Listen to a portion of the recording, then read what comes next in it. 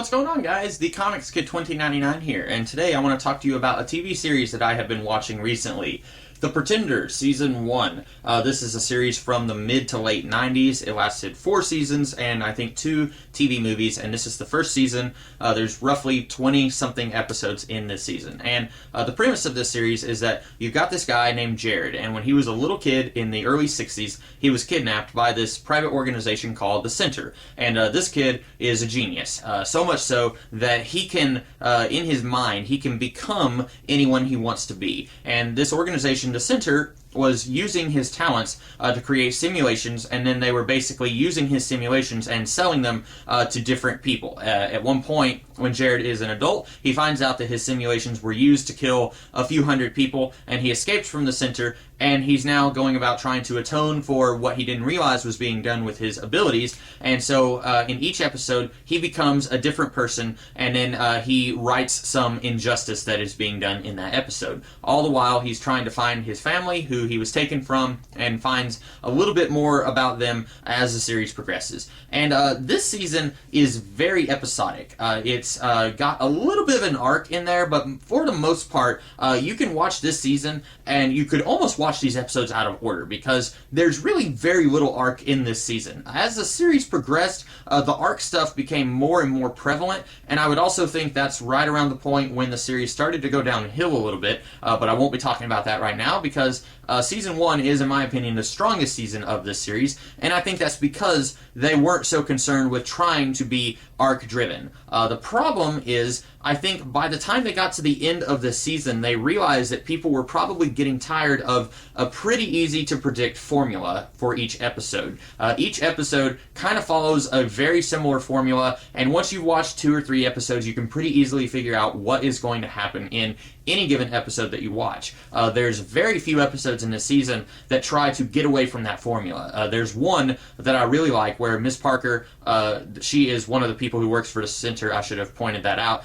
She is almost captures Jared. She actually has him captured, and throughout most of the episode, they're kind of talking to each other while he's trying to finish up one of his jobs that he was doing. But for the most part, each of these episodes, he comes in somewhere, and then he learns about some pop cultural thing that he missed out on because he was kept in a prison for most of his life, and then he enjoys that thing. It might be Play-Doh, it might be Mr. Potato Head, it might be Spider-Man comics. There's all sorts of things that he gets to enjoy in that episode, and then he brings some evil person to justice.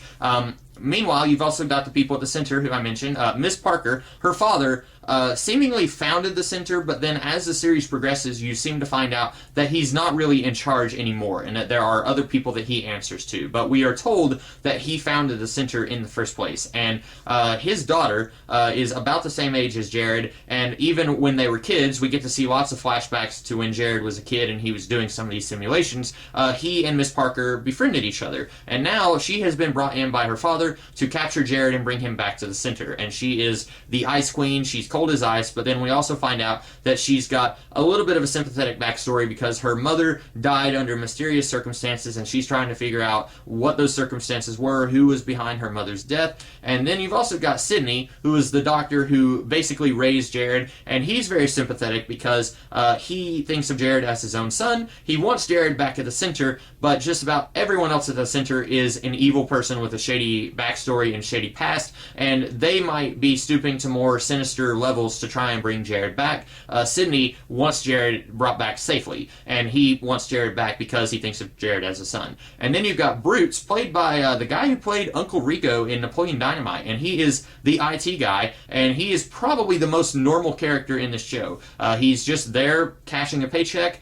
He doesn't really have any sinister motives or anything like that, and he's working with Sydney and Miss Parker. And I said that as the series progressed, I feel like the people making this show, they felt like they were getting tired of the same old, same old. So by the time you got later in the series, it felt to me like they were focusing less on these 3 characters trying to capture Jared, and they were focused much more on these 3 characters investigating weird stuff going on at the Center. And you see a little bit of that in Season 1, where they find out that there is another sub-level at the Center, and they go and explore that a little bit in one of the episodes in this season. But for the most part, this season has a whole lot of them almost capturing Jared, but not quite fast enough. That's like in 3 or 4 episodes where they actually are there at the place that he's at, and they see him, but then for one reason or another, he's able to get away. But this season is really strong, I think. It's got a lot of really great acting going on.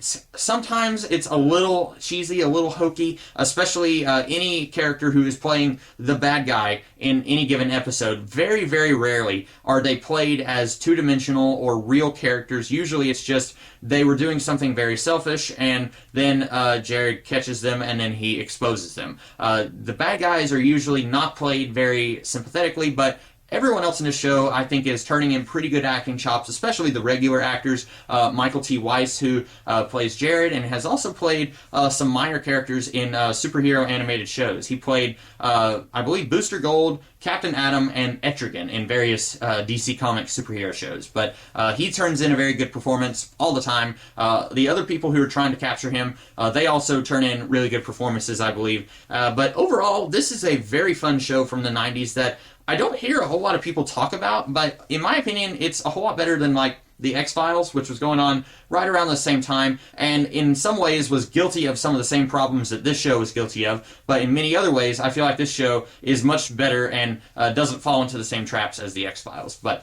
those are my very brief, truncated thoughts on The Pretender Season 1. I'm probably going to be talking to you guys about the other seasons as I finish watching them, but those are my thoughts on this season. I hope that you guys liked this video, and if you did, be sure to like, share, comment, and subscribe, and I will be doing some other videos throughout the week. In the meantime, you guys have a great rest of the day. Catch you later.